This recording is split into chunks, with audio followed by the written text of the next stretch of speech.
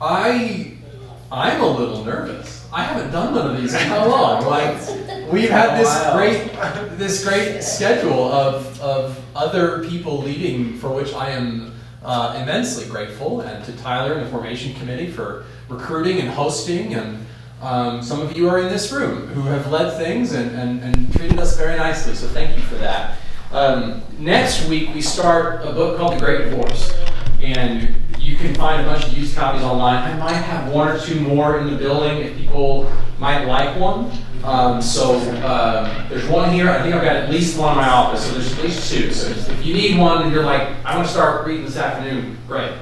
And so we thought, C.S. Lewis, big name in our tradition, but not necessarily well known by all of us or anybody else. And so we thought, why don't we do an intro? And my preface to this is, I am not a C.S. Lewis expert. I am a C.S. Lewis enjoyer, if you will, but there are people in this room who have read more of him than I have. And so I'm going to tell you a bit of his story, and then a bit of my story with him, and then just ask some fun questions, because that's how I learn things. So if you have questions at the end, which I think we'll have time for, I'm not guaranteeing I know the answer.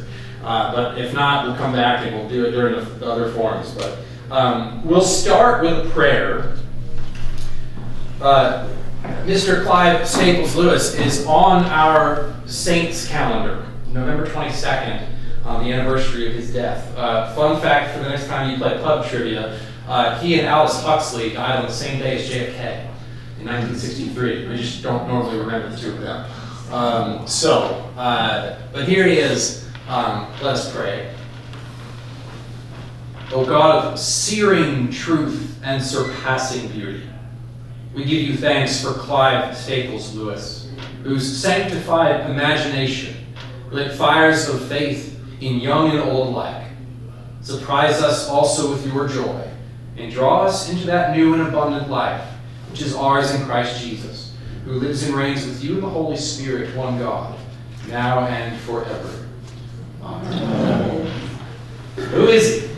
That's where we'll start. And again, the way that I kind of like learning in a way is what about his work and life and writing, what questions does he help us ask of ourselves, of the tradition, of the topics of his books, for example. So we're going to start with just as brief of an overview as I can. His friends knew him as Jack, which came from a childhood pet that unfortunately I believe got run over by a van or something, and he was just despondent and it wouldn't answer to any other name. And so quite literally he was known to his family and later his friends as Jack. So what was his life all about? Born in Belfast, Ireland before the partition, so before they were separated to Northern Ireland and Ireland, 1890 at 8, schooled there and had a deep love for his homeland. His mother dies when he's pretty young, and Dad ships him over to England to study. And it's interesting because at least I, and I'm sure others, associate him with England. He spent so much of his life in Oxford and then later Cambridge. But not only is he Irish, the first time he went to England, he hated it.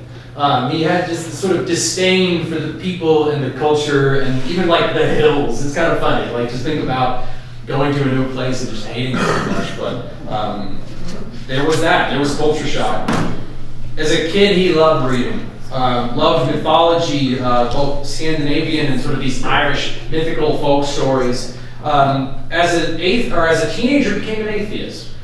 He would later describe his young self as being paradoxically, quote, very angry with God for not existing, and equally angry with him for creating a world. Like, even as a very young person, clearly, like, this mind is impressive. There's a lot happening there. Of course, was an impressive student at Oxford and signs up for Officer Training Corps and enters World War I. He was at the Somme on the front line when he turned 19. So both he and later friend in life, J.R.R. Tolkien, have this trench experience. It really formed who they were, what they wrote about, how they understood things like good and evil. A lot we could get into there, but interestingly, as a soldier, meets and befriends Edward Paddy Moore. Each promised to the other that if something happened to them, the other would take care of the other's family. which almost right away happens. His friend Patty dies in 1918. Lewis supports his family, Patty's mother Janie and their sister Maureen. Janie was 45 when Lewis was 18, and they lived together for decades until Janie developed dementia, lived in a nursing home, died in the 50s. There's always been scholarly curiosity and debate as to the nature of their relationship. Read between the lines there. We don't know. Maybe it doesn't matter, but there was clearly a closeness there. But there's a question. We don't know. He would become a fellow and tutor in English and I think medieval studies perhaps, or literature as well, at Magdalen College, Oxford. He was there from 1925 to 1954. In 1926, he meets Tolkien and the rest of the group called the Inklings, who would meet and basically talk about each other's literature and other literature. They kind of test it out with each other. And I love this quote about him meeting Tolkien. At my first coming into the world, I have been warned never to trust a papist. Tolkien was Catholic. At my first coming into the English faculty, never to trust a philologist. Tolkien's both. And so they are different people, but it becomes a friendship. And over time, both his friendship there and with a couple other of the Inklings, as well as that being heavily influenced by Scottish writer George MacDonald, Lewis comes back to Christianity, and to the dismay of Tolkien, not to the Roman Catholic Church. Jack is baptized in the Church of Ireland and comes back to Anglicanism. And especially for the theology of the church, as it's known in the prayer book, as he talks a little bit about in Mere Christianity.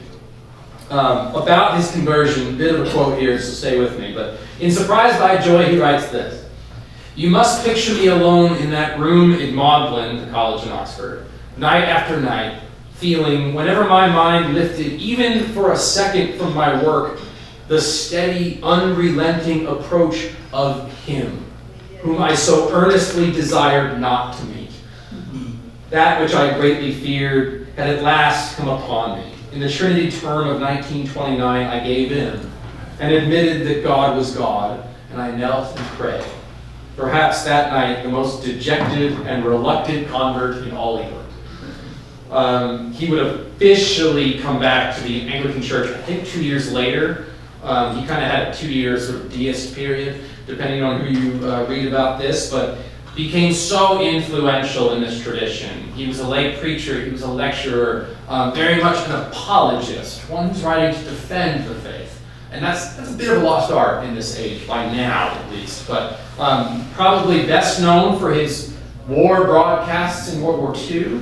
The foundation of that becomes the book Mere Christianity. So if you've read that or listened to it, people were hearing that on the radio from like 1941 to 1943 during the war, and it was very British way to handle the war, of like these broadcasts. You know, we had fireside chats, they had C.S. Lewis in the war. So leaves Oxford for Cambridge in 1954, also Magdalen College. That's just confusing, but they both had them. Oxford was still dear to him. He had, I think, at least an apartment there until he died. He begins to correspond with one Joy Davidman, American writer. They are married, a civic marriage in 1954, and 56, a Christian marriage in 1957 after Joy is diagnosed with cancer. They had a few good years when she was in remission, but she ends up dying in 1960. Lewis would die not much longer later, in 1963, after a series of things, most notably, I believe it was kidney failure. But just a big life. There's so much to happen there, and just countless students, I'm sure, that benefit from who he is. So how did I find him? I first heard this name pretty young, and like perhaps some of you, it was in Encountering Narnia. And my mom had this way of like giving us books as a kid that like always had like a Jesus character. And so she'd read Lion, the Witch, and the Wardrobe out loud, and I was that curious kid of like, is the lion Jesus? Like, yeah. Or like, remember the Joseph books? Did anybody read the Joseph books? And he's kind of a shepherd, there's a whole thing, it's like, yeah, it's Jesus. But I do remember my mother especially offering this to us. And Lewis has a fascinating quote on the idea of Aslan, this lion messianic Jesus figure, and if it's allegory or not. Also something he and Tolkien both famously disagreed about their own works. They didn't love each other's works because they approached them so differently sometimes. But Lewis on Aslan and allegory. In reality, Aslan is an invention giving an imaginary answer to the question, what might Christ become like if there really were a world like Narnia, and he chose to be incarnate and die and rise again in that world as he has actually done in ours? That is not allegory at all, he says. It's sort of an imagining. And if you haven't read Narnia, do it. One. Two, without spoiling anything, they find this other world by stumbling through a wardrobe, and it's magical, quite literally, and there's, again, some of that mythological stuff that he would have loved as a child comes out in his writing, and but it's fascinating to look at, certainly what I would describe as the very overt Christian themes in that story, but one that feeds us really well. Where else did I find him? This is me and my grandparents. This is 2002 when I was confirmed. And my grandfather Frank on the left, my grandmother Helen, his wife to my right, and this is Marie, my dad's mom, my other grandmother. Her husband, Harry, died when I was maybe 5. I have very small memories of him. But this was at Trinity Church, Ambler, on the day of my confirmation in 2002. I have my grandfather to thank as well for how I came to know C.S. Lewis, because if Mom started it with Narnia, I distinctly remember like a birthday or Christmas, because my birthday's in December, and I don't remember which it was, where one of the things he wrapped up and gave me was like one of those box sets of C.S. Lewis. Like if you go to Barnes & Noble 5 minutes from here, you'll see them. They still sell them, and they reprint them like every year with new covers, like HarperCollins or whoever it is. And it had Mere Christianity, Screwtape, Problem of Pain, Grief Observed, a couple others, and it's like, it's this big. And he said something like, I think it's time for you to read some real stuff. And I was in high school. I'm like, okay, Papa, I will. And so that's one way it started. I love all my grandparents. Nan is still with us. These two rest with the saints. But Nan is 96, and we speak fondly together also of my grandfather. And that, how do I get to this? I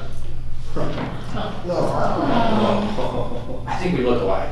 And it's in the eyes. I see a picture of my grandfather, and I'm like, holy crap, I have his eyes exactly, like the eyebrows, the nose, everything here.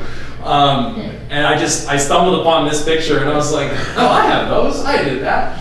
But before he died, I don't know that we had a million C.S. Lewis conversations. They were kind of in that orbit of what does this faith mean to us, and how do we talk about it through stories, and when is reading something a little heavier appropriate, and when do we need that as disciples? And so Lewis can take us there. He can take us to really whimsical places. He can also take us to really serious places. And as a grandfather who I'm sure saw and heard my call before I did, that was his opening salvo into like, you better get with it, kid. So and so that's where it took me. I think after that, Mere Christianity was probably my first deep dive into Lewis, and if it's not something you've approached before, or even a book like it that is trying to find what is Christianity at its most sort of base level that is agreeable to all Christian people, and the way that he does it can be a challenging read, but it's well worth our time. So, where else does Jack take us? Well, he certainly takes us to Narnia. He takes us to space. He has a space trilogy, which even for the 50s is pretty good sci-fi, depending on what you're looking for. He takes us to heaven and hell. We'll see that a little bit in The Great Divorce in a way that is not how you'd expect. It's not, this is Screwtape, or at least an artist's rendition on a website, writing to his nephew, who's also a demon. We'll get into that. Great Divorce is not like that. There are no horns, there is no fire, there is nothing. It's a totally different vision for what this is. He'll also take us to joy and pain. And that's part of the Christian life. It's part of it sometimes we look forward to, and part of it we don't. But C.S. Lewis takes us there and almost makes us look at it, which is why I've liked him. There's no avoiding this stuff in our lives. But so, to my earlier question, what kinds of questions does the life and writings of C.S. Lewis introduce to us? Yes. Oh, I'm missing a page. Oh well. I think this is one at the beginning. Like, why do we love stories? What are they about? What about Jesus' ministry of telling parables? We'll get another one this morning. Like, why is that so appealing to us? And I think it's different for each of us, but if you've read Narnia, like, you get this whimsy, you get this beautiful way of understanding that not everything has to be A, serious, and B, like, nonfiction. Sometimes we learn from both. And the very beginning, the dedication of Lion, Witch, and the Wardrobe, he's writing to his, I think it's his goddaughter, who is also Lucy, who's a character in the book, and essentially says, there's going to be a point when you're too old to read this, and then there's going to be another point when you're going to come back to it and you'll be old enough to read it again. And he talks about how he'll be really old when that happens, but sort of implying that when she's an adult, you'll come back and read it, and it'll mean something to you. And having read some of his stuff, yes, as a child, and then buying our Narnia set for my kids, they haven't done it yet. We'll get there.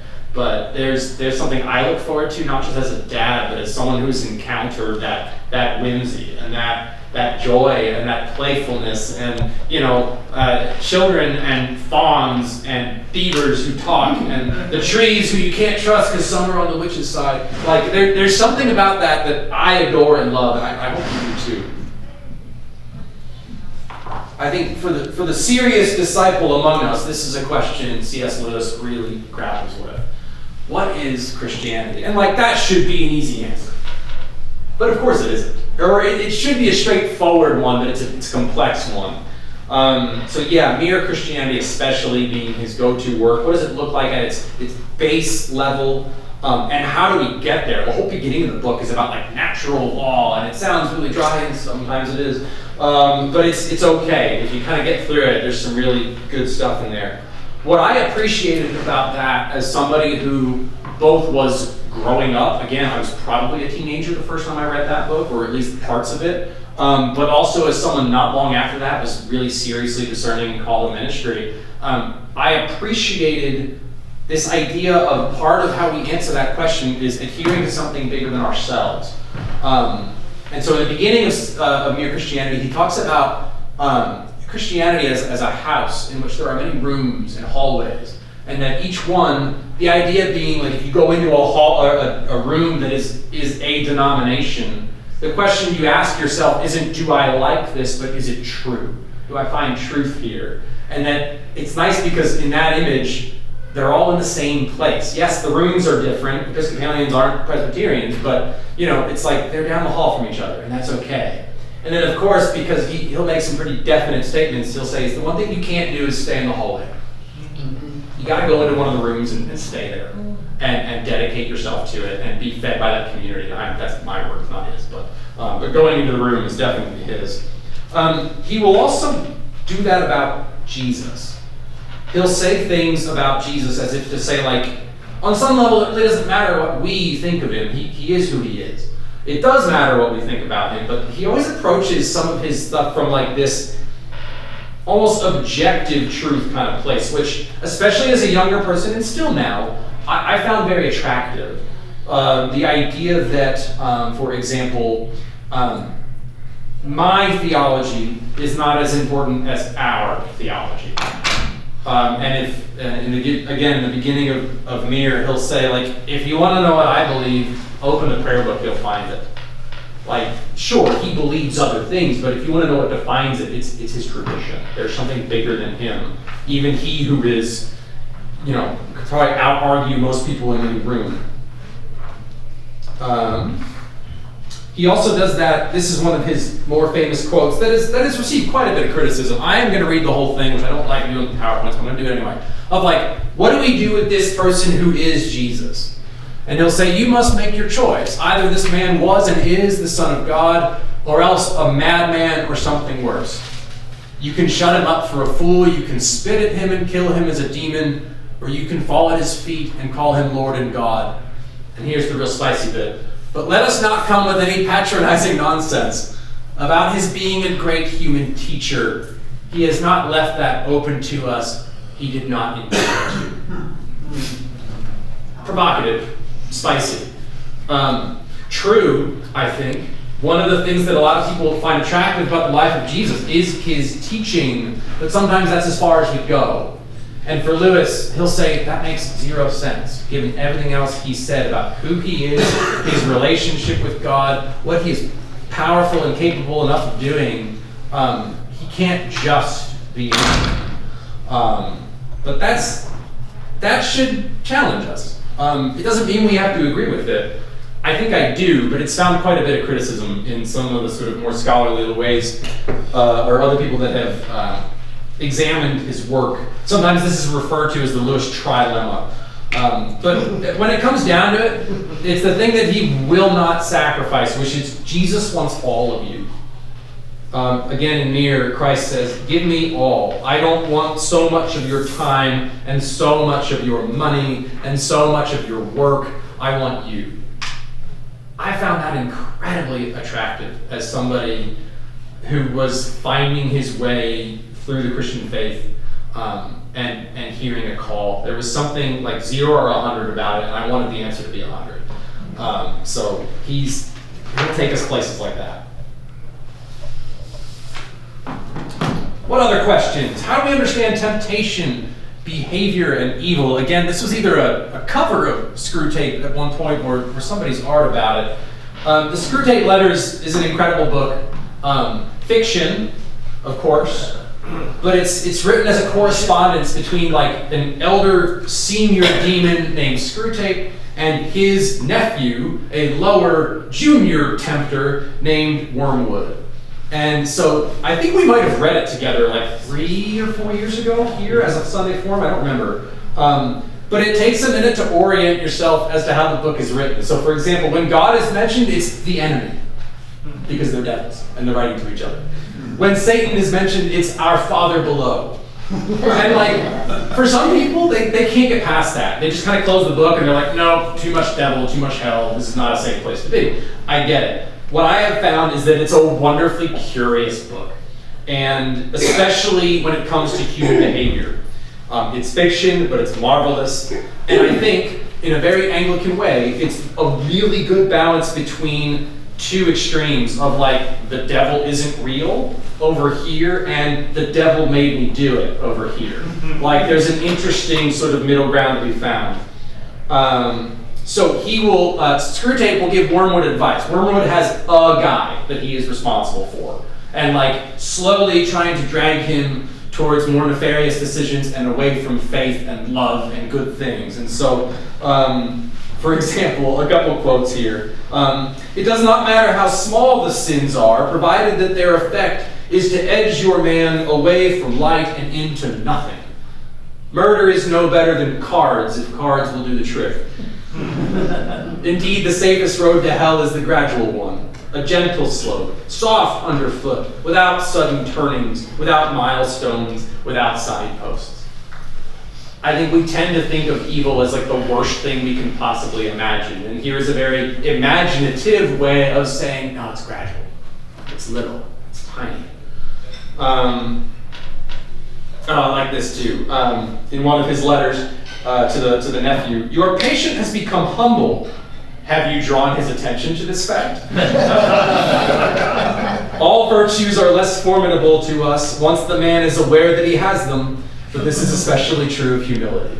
So like just that, like have you picked on this, and what about his mother? There's always the mother in the book, and that kind of thing, and like how do we how do we make sense of that? That's where my other pages went. They're on the other side. I gotta move faster. Why do we suffer? All of us have asked this question one way or another. Maybe not verbatim, but it's a question we ask. And the two places I'd point you are two of his books, The Problem of Pain and A Grief Observed. A Grief Observed was written after Joy died. And he was so obviously distraught and moved that he published it under a pen name first. And after he died, the publishers were like, yeah, we should probably tell people this was C.S. Lewis. But the beginning of this book, he quotes George MacDonald, one of his huge influences. I've preached this before. The Son of God suffered unto death, not that men might not suffer, but that their sufferings might be like his. There's just an undeniable reality to suffering in our life. I preached about it not that long ago about as suffering is when we hit our limits, or even go past them and we don't know what comes next. And I think the thing that the Lewises of the world and many others would point to is that we have a Lord who not only faced the ultimate human limit, but went past it. And he knows what yours and mine look like. So, for example, one more quote here, that for many or for all of us, to suffer is to live. It's part of life. The real problem is not why some pious, humble, believing people suffer, but why some do not. Yeah. Also, I found this useful. Now, this is actually God. This isn't Screwtape anymore. Our Father refreshes us on the journey with some pleasant inns, but will not encourage us to mistake them for home. It's kind of like those aha moments where like everything's great in your faith, and it's the mountaintop, and it's the transfiguration, and you're like, crap, I have to go back down the mountain.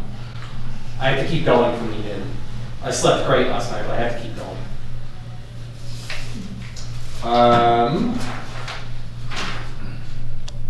What place does Lewis hold for us now? This was November 22nd, 2017, the day Lydia was baptized at St. Thomas Church in Morgantown, Pennsylvania, where Megan was the priest in charge for 6 years. And we both had parishes, so we couldn't just do it on a Sunday morning. That wasn't going to work. So we looked ahead on the calendar, and we figured out when the God-kept parents could be, and we were looking at November, and we were like, oh my God, we can do it on C.S. Lewis's feast day. How cool would that be? And so we invited both parishes to converge here, and this sweet old church, 1785, I think. Wow. Yeah, that's like young for Pennsylvania. No. I just think Megan won't admit this, but she baptized Lydia, I baptized Silas here. She got just a handful of holy water right in her eyes. And just, whoops. But it was, I got to preach that night, and I remember just kind of barely getting through it, one, and two, just kind of saying, like, well, what do I hope for her? I hope that we teach her about the deep magic from before time that the Narnia books talk about, and being surprised by joy, and knowing that, like, girl, you're going to suffer in this world. Pain's a real thing, but both are good. We need both. Both are human. So basically, I've landed on we still need it. The imagination, the depth. For many, myself included, he is and has been for 80-something years the first glance at both like whimsical stories and serious discipleship. And the cool thing is, The Great Divorce gives us both. It's a funny story in a lot of ways. It's a dead serious story in a lot of ways, and everything in between. He is still widely available. He sold, well, he's been dead since 1963, but 200 million books. Still 2 million a year now, which I think is pretty impressive given who he is. I will say he's showing his age. There's some stuff in Mir that I wouldn't agree with based on just time. We're different people than we were in 1940. Even Lion, Witch, and the Wardrobe is a little tricky to read with children because of the vocabulary. And not just that it's like leans more British, but it says like chap. And like, or it'll say like queer in a way that we don't really use anymore, and that word has evolved a lot since then. And just So there's some things like that, but that's, the Mere lectures are 85 years old, so that's not without criticism. My New Testament professor at seminary, somebody quoted C.S. Lewis in like their really academic paper, and she kind of was like, I think you can do better. Like, I think you can find a better source. And I came up to her at the end and said, I'm just curious about like what she meant by that. And she said, well, I mean, he's fine. Now, she's like a world-renowned scholar and, does stuff all over the Anglican Communion. And so for her, yeah, definitely. For many of us, he still holds a lot of weight. But in thinking through that, my question to myself was like, well, who else do I turn to now? Apparently all of them who have to take serious pictures for publication. But N.T. Wright, we read a year and a half ago. Some of you hated it. Thanks for staying with us. But he's, not that they're the same by any means, but probably the biggest British voice and writer in Anglicanism within the last 20 years. I think that's probably fair, just because he's published so many things, and he has some books that kind of people saw as like Surprised by Hope, as like, oh, is that our Surprised by Joy? Is it like this generation's Mere Christianity? Like, yeah, maybe. But these are people that have meant something to me. This is Rowan Williams. You've heard me talk about him a lot, probably. Archbishop of Canterbury 2 people ago now, but for me, my jumping up a level was Lewis to him. He's hard. There's stuff on my bookshelf that I can't read. And I bought this book, and it's Christ, the Heart of Creation. I was so excited to start it. It has not left the shelf. Because I tried the introduction, and I'm like, I not only need like a theological dictionary to read this, but I'm like, you've just lost me. This is Fleming Rutledge, priest in the Episcopal Church, in her 80s now. Fantastic speaker in the way that Lewis was in his lifetime. Fantastic writer and preacher. Her book on the crucifixion is a must-read. And it kind of has that apologetic flavor to it of like, why does this matter, and why do we defend this story so heavily? I also realized all 3 of these people are ordained. Lewis was not. So there's a lesson. One, in terms of lay voices in our tradition these days, I would absolutely turn to someone like Rachel Held Evans. Unfortunately, a blessed memory. She died so young, but a great writer in her own day and time. I would also point you to someone like Derek Olson, who's wrote pretty extensively about our prayer book as a devotional practice, which is not really what Lewis is doing by any means, but a really good lay scholarly voice if you're looking for something in that direction. And I think that's what I've got. Questions, concerns, comments? Carol? What book were you referring to when you said it's kind of, it doesn't apply to, because times have changed?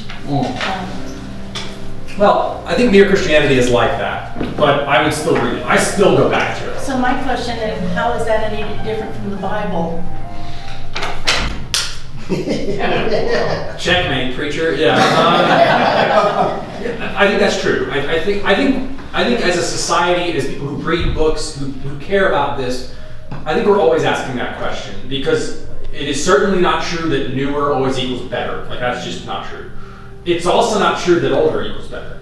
And so for someone like Lewis, I think it's one of those things where I come back to pieces of him more than I do the whole book. So I haven't read the whole Mere Christianity in a while, but I know where to look of something that still kind of feeds me and provokes me and makes me more faithful. And so, yeah, it's not that his stuff being, World War II age is bad, but it kind of like, we've just done more scholarship since then. There have been more voices, and yeah, I don't know. So, yeah, I don't mean to discount that in terms of age, but it's a critique that he finds these days. So, questions, other things. Well, not a question, but like you said, a couple of years ago, I went back and I bought the Narnia series 20 years ago, and it's been sitting on my shelf for 2 decades. I'm like, I'm going to start reading that again.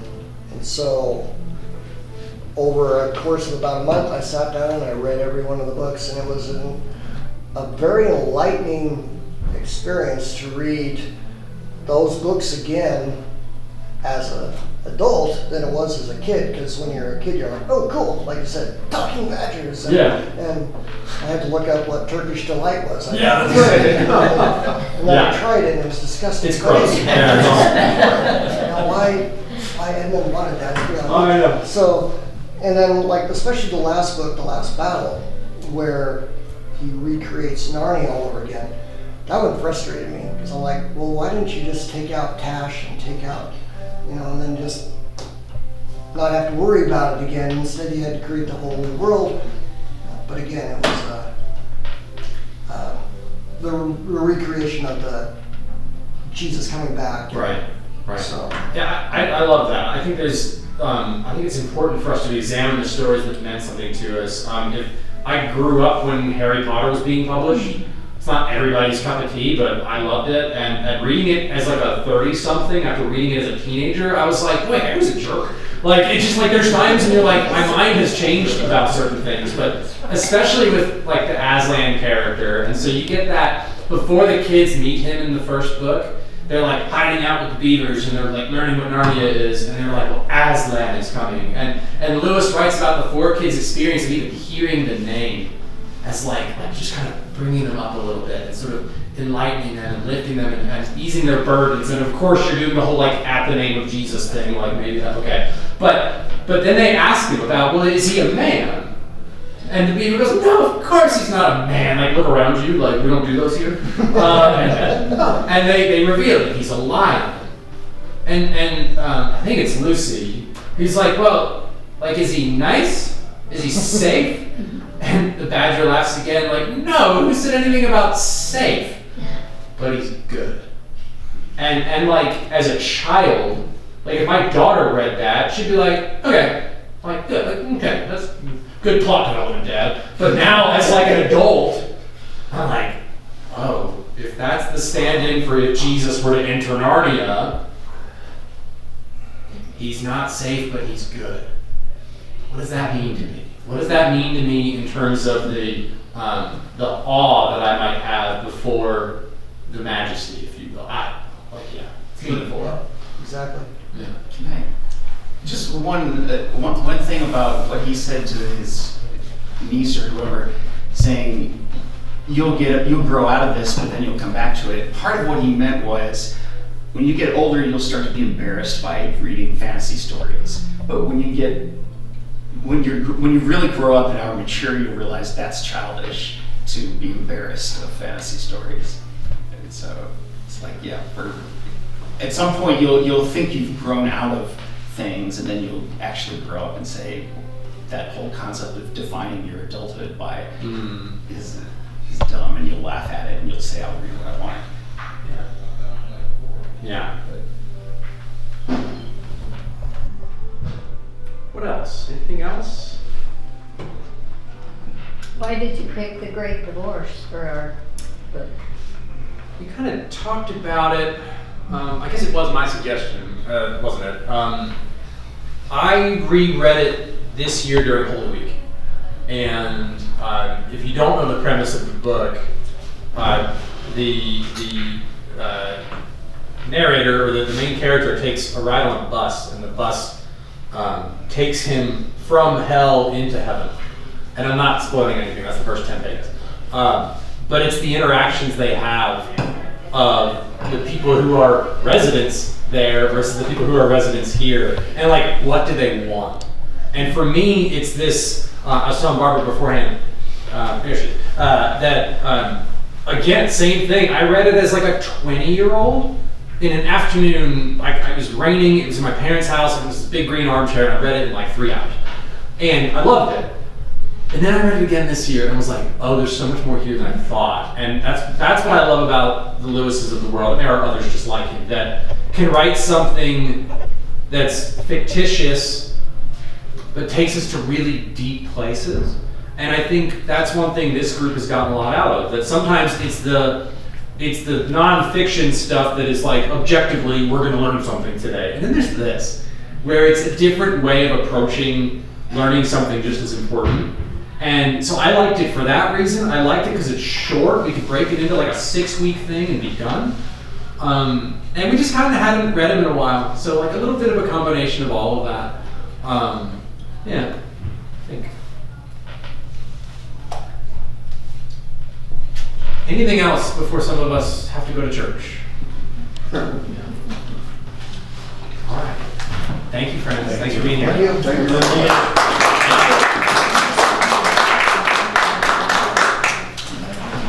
Oh, it is, we should say it is divided by chapters.